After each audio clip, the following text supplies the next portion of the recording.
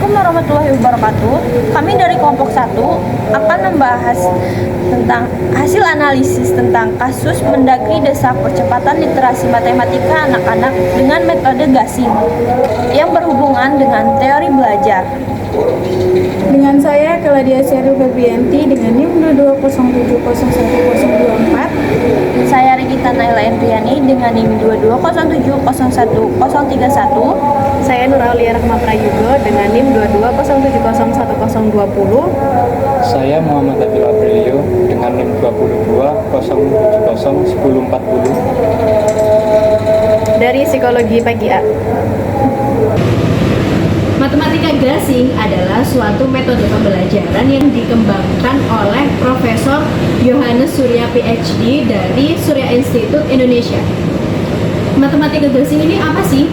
Matematika gasing yaitu singkatan dari gampang, asyik, dan menyenangkan. Matematika gasing ini memberikan kesempatan kepada siswa untuk belajar dengan pemahaman yang lebih terurut menggunakan metode step by step. Matematika gasing memiliki 3 langkah. Yang pertama, konkret, yang kedua, abstrak, dan yang ketiga, mencolok. Pada tahap konkret, siswa belajar dengan bermain dan eksplorasi dengan benda nyata atau alat peraga. Pada tahap abstrak, siswa sudah melakukan proses matematika secara kognitif seperti menggunakan simbol-simbol matematika. Hal ini sesuai dengan yang dinyatakan oleh teori belajar dari Piaget, Brunner, dan Dienes pada jurnal Ibrahim dan Sultani pada tahun 2012. Dan pada tahap yang ketiga, mencongak, siswa sudah dapat memahami konsep dan aplikasinya tanpa memerlukan alat bantu hitung dan bisa berpikir cepat dan otomatis, sehingga siswa cenderung sudah hafal dan hanya tinggal merecall saja. Dalam pembelajaran matematika gasing ini terdapat istilah titik kritis yang dikenal dengan suatu titik yang harus dilewati oleh siswa atau seseorang yang sedang belajar matematika gasing. Untuk mencapai titik kritis gasing ini, siswa harus melalui 4 tahapan. Yang pertama, mengenal bilangan 1 sampai 10. Yang kedua, penjumlahan yang hasilnya 1 sampai 10. Yang ketiga, mengenal bilangan 11 sampai 19. Dan yang keempat, penjumlahan yang hasilnya 11 sampai 19. Titik kritis gasing ini sering digambarkan seperti anak tangga samping.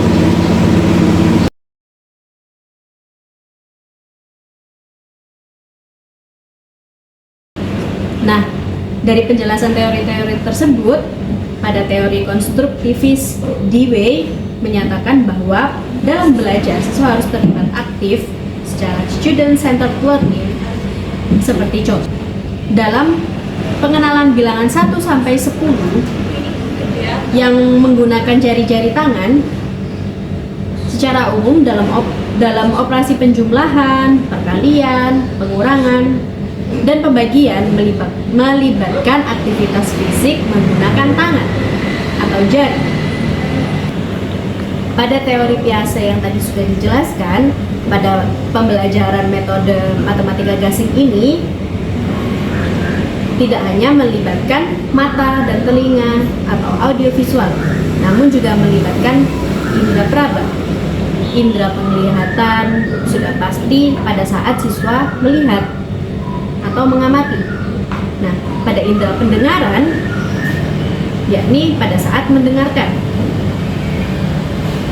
Dan indera perabaan pada saat siswa memegang alat peraba.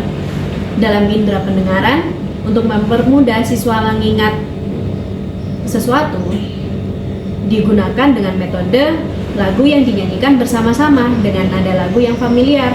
Seperti contoh, lagu Perkalian 5 dengan nada Twinkle Twinkle Little Star. Pada teori Brunner, sebagai contoh, pembelajaran luas bangunan datar yakni diawali dengan pengenalan konsep luas dan satuan luas secara konkret melalui gambar yang dapat dibayangkan, seperti contoh pada ilustrasi berikut.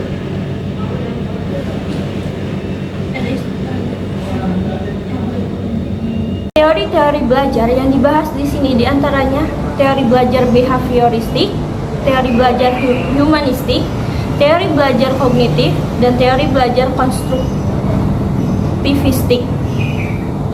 Teori belajar behavioristik menjelaskan bahwa adanya perubahan tingkah laku dalam belajar merupakan akibat dari adanya interaksi antara stimulus dan respon yang menyebabkan siswa memiliki pengalaman baru. Untuk teori belajar behavioristik ini, tokoh-tokohnya adalah Edward Lee Tordik, Ivan Pavlov, dan Skinner. Tordik menyatakan bahwa dari belajar adalah asosiasi. Belajar itu adalah peristiwa terbentuknya asosiasi antara stimulus dan respon. Teori ini dikenal dengan stimulus respon. Istilah lain dikenal dengan teori koneksionisme atau teori asosiasi. Stimulus atau rangsangan adalah perubahan dari lingkungan eksternal yang menggerakkan organisme untuk melakukan tindakan atau beraksi. Sedangkan respon adalah tingkah laku yang muncul karena adanya stimulus. Terjadinya stimulus mengikuti 3 hukum, yaitu hukum kesiapan, hukum latihan, dan juga hukum akibat. Hukum kesiapan yaitu apabila suatu organisme siap dalam memperoleh perubahan tingkah laku, maka pelaksanaan tingkah laku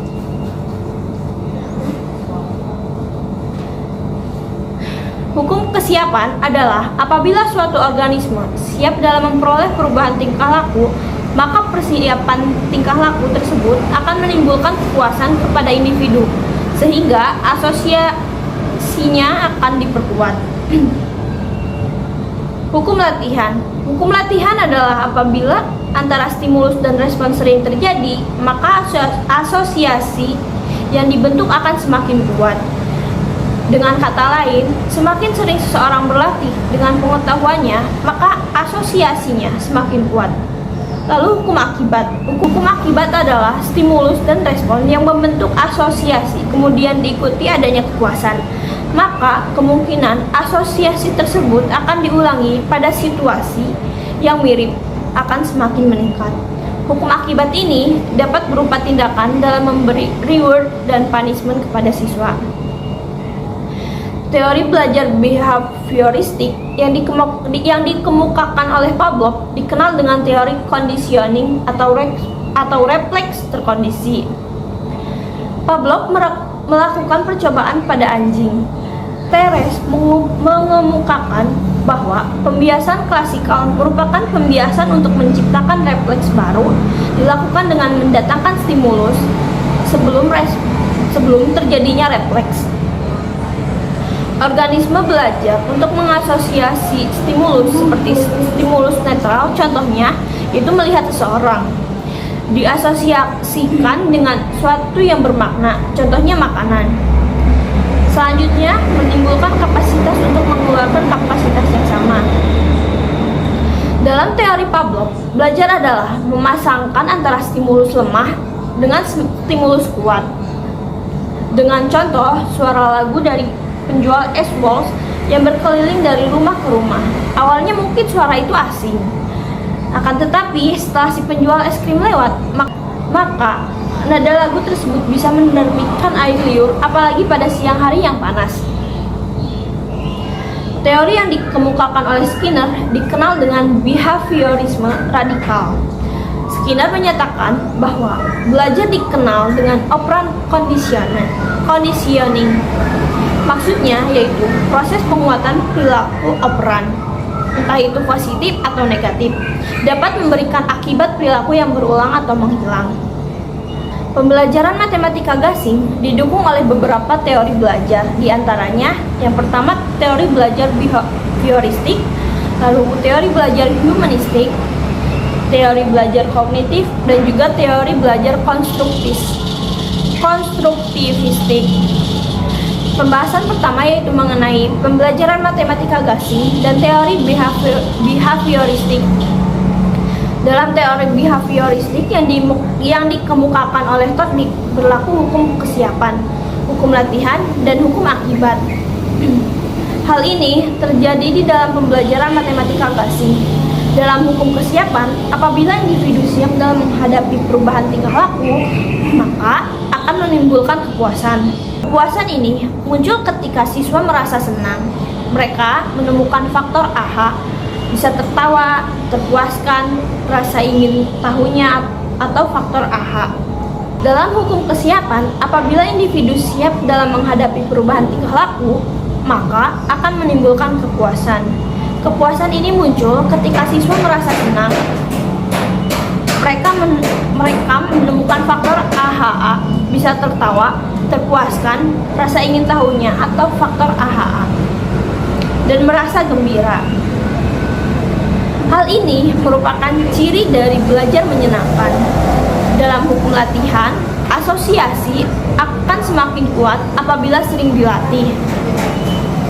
Hal ini terjadi dalam pembelajaran matematika gasing, yang mana setelah seseorang menguasai konsep dalam matematika gasing dalam artian mengerti bentuk konkret, abstrak, dan cara menconggakkan, maka akan diberikan latihan secara lisan dan tertulis yang berulang-ulang untuk memperlancar kemampuan menconggaknya. Dengan latihan ini, pemahaman yang dimiliki akan semakin kuat. Setelah itu akan diarahkan kepada soal atau masalah yang lebih tinggi, seperti soal cerita dan soal pemecahan masalah. Dalam hukum akibat, misalnya adanya reward dan punishment. Dalam pembelajaran matematika gasing, ketika seorang siswa mampu mengerjakan atau menjawab pertanyaan, maka akan diberi pujian secara verbal ataupun non-verbal, seperti kata "kamu benar" atau "bagus" sembari mengacungkan jempol. Selanjutnya ada teori belajar humanistik, yaitu teori belajar yang memanusiakan manusia. Penekanannya adalah manusia dapat mengaktualisasikan dan mengembangkan kemampuan dirinya untuk menghadapi kehidupan. Teori ini juga menekankan belajar yang tidak sekedar aspek kognitif, tetapi juga aspek afektif. Keduanya perlu dikembangkan. Oleh karena itu, pembelajaran memerlukan adanya motivasi baik dari dalam maupun dari luar individu agar dapat berjalan dengan baik. Individu diberi kebebasan untuk menentukan sendiri belajarnya. Selain itu, teori humanistik juga mengutamakan insight.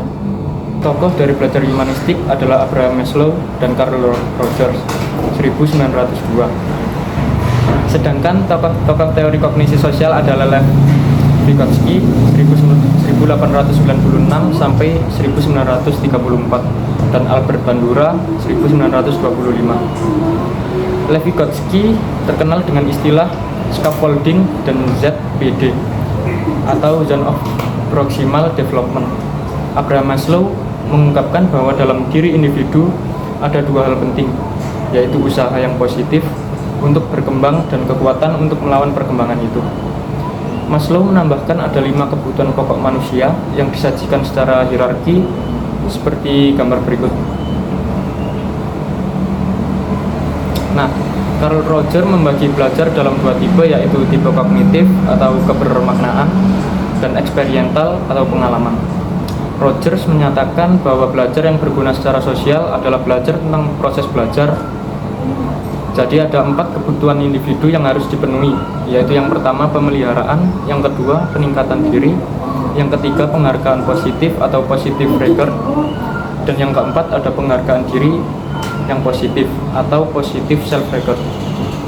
Arthur Combs juga mengungkapkan bahwa belajar akan berarti apabila memiliki arti bagi individu pembelajar. Individu dapat mengerti bagaimana alam atau dunia dari sudut pandangnya sendiri, bukan orang lain. Hal ini pastilah melibatkan perasaan, persepsi, kepercayaan, dan tujuan tingkah laku dari dalam individu yang membuat individu berbeda dari orang lain.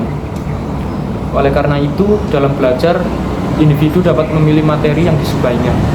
dan guru tidak dapat memaksa materi yang tidak relevan dengan kehidupan mereka. Scaffolding adalah dan ZPD, istilah yang sangat lekat dengan Lev Vygotsky. ZPD atau Zone Proximal Development adalah perkembangan seseorang sedikit di atas perkembangan saat ini. Vygotsky mengemukakan teori bahwa fungsi mental yang lebih tinggi pada seseorang pada umumnya muncul dari percakapan atau kerjasama antar individu. Sebelum fungsi mental yang lebih tinggi terserap dalam individu tersebut, berikut gambaran ZPD oleh Vygotsky. Jadi, scaffolding berarti memberikan sejumlah besar-besar bantuan kepada seseorang anak selama tahap-tahap awal pembelajaran. Kemudian, anak tersebut mengambil alih tanggung jawab yang semakin besar segera setelah ia dapat melakukannya. Bantuan tersebut dapat berupa petunjuk, peringatan, dorongan, penguraian masalah ke dalam langkah-langkah pembelajaran, memberikan contoh ataupun yang lain sehingga memungkinkan siswa tumbuh mandiri. Teori belajar humanistik yang dikemukakan oleh Bandura, dikenal dengan teori pembelajaran sosial kognitif, menyatakan bahwa belajar dilakukan melalui proses observasi atau mengamati dan juga meniru. Laila 2015. Lebih lanjut, teori ini berdasarkan pada asumsi bahwa yang pertama, individu belajar melalui meniru yang ada di lingkungannya. Dalam hal ini perilaku orang lain. Yang kedua, pembelajaran melibatkan hubungan tiga pihak, yaitu faktor pribadi, individu, lingkungan, perilaku. Dan yang ketiga, perilaku sehari-hari merupakan hasil pembelajaran yang berupa perilaku visual dan verbal. Pemikiran Bandura berkaitan dengan pendidikan moral yang berpandangan bahwa 1. Pendidik merupakan model atau teladan yang baik bagi peserta didik dan peserta didik adalah subjek pendidikan yang memperhatikan model. Kedua, lingkungan memiliki pengaruh besar dan membentuk moral peserta didik, baik lingkungan keluarga, sosial, maupun sekolah. Yang ketiga, pendidikan moral dapat dilakukan dengan metode conditioning atau pembiasaan atau imitation atau peniruan, yang mana seorang anak akan meniru suatu perilaku apakah memperoleh reward, hadiah atau punishment hukuman. Di sini ada 4 faktor yang terlibat dalam proses mengamati, yaitu 1. Perhatian, 2. Penyimpanan, 3. Reproduksi motorik, dan 4. Motivasi. Pembahasan kedua mengenai pembelajaran matematika gasing dan teori humanistik. Teori humanistik menekankan belajar yang sesuai dengan keadaan individunya, memanusiakan manusia. Sebagai contohnya, dalam teori belajar Combs, bahwa belajar dapat saja melibatkan perasaan. Hal ini muncul dalam pembelajaran matematika gasing, yaitu siswa memiliki perasaan senang. Jika siswa senang, siswa akan belajar atau mengerjakan sesuatu berdasarkan kemauannya sendiri, tanpa adanya paksaan dari orang lain. Surya dan Moss 2012. Selain itu, menurut Rogers bahwa belajar harus bermakna melalui proses mengalami atau eksperiental. Sebagai contohnya, dalam pembelajaran matematika gasing, siswa diajak bereksplorasi sebelum mendapatkan konsep secara abstrak. Sebagai contoh, pada pembelajaran keliling, bangun datar siswa diajak bereksplorasi dengan batang korek api untuk menemukan konsep keliling. Selanjutnya ada teori belajar kognitif dari Max Wertheimer 1880 sampai 1943. Kurt Kafka 1886 sampai 1941 dan Wolfgang Kohler 1887 sampai 1967. Wertheimer, Kafka, dan Kohler dijuluki 3 serangkai pendiri teori Gestalt, dengan Wertheimer sebagai perintis atau pemimpinnya. Wertheimer meneliti tentang persepsi yang berintegrasi dalam gerak. Kohler meneliti insik dalam simpanse, dan Kafka menguraikan tentang hukum-hukum persepsi secara lebih rinci. Wertheimer terkenal dengan istilah PHI, fenomenal, yang tertulis dalam jurnal Hidayat 2011. yang menjelaskan bahwa apabila mata perangsang dengan cara tertentu maka memberikan ilusi gerakan. Lebih jauh, Wertheimer mengembangkan teori persepsi yang disebut dengan teori Gestalt. Setelah mengamati stroboskop, Wertheimer bereksperimen mengenai gerakan semu yang memberikan kesimpulan bahwa pengamatan mengandung hal yang lebih jumlah unsur-unsurnya yang disebut dengan gejala Gestalt. Hal ini kemudian dikaitkan dengan pembelajaran yang berlaku juga teori tersebut. Selanjutnya, Kohler mencetuskan istilah insight. Istilah insight diartikan sebagai pengamatan atau pemahaman mendadak terhadap hubungan antara bagian dalam suatu permasalahan yang diamati. Istilah insight ini sering disebut dengan istilah AHA. Teorinya adalah dalam pemecahan suatu masalah, seseorang melibatkan mental yang menggabungkan dan mengombinasikan berbagai elemen dari masalah tersebut sampai masalah tersebut dapat dipecahkan, yang telah tertulis dalam jurnal Trianto 2011. Kafka dan Kohler bekerjasama dengan Wertheimer dalam menulis penelitian pada akhirnya dapat mempopulerkan teori Gestalt. Kafka sangat berperan dalam menyebarluaskan prinsip-prinsip teori Gestalt melalui tulisannya Growth of the Mind dan Principles of Gestalt Psychology yang tertulis dalam jurnal Hidayati 2011. Dari teori kognitif mengenai pembelajaran matematika Gansing, siswa memiliki karakter sebagai pembelajaran yang aktif. Mereka mencari dan menemukan sendiri faktor AHA atau insight yang tertulis dalam jurnal Trianto 2011. Agar faktor AHA ini dapat muncul, kegiatan yang dapat dilakukan adalah mengeksplorasi, memanipulasi, bereksperimen, dan bertanya dan menjawab sendiri. Teori kognitif ini menekankan kepada adanya aktivitas siswa.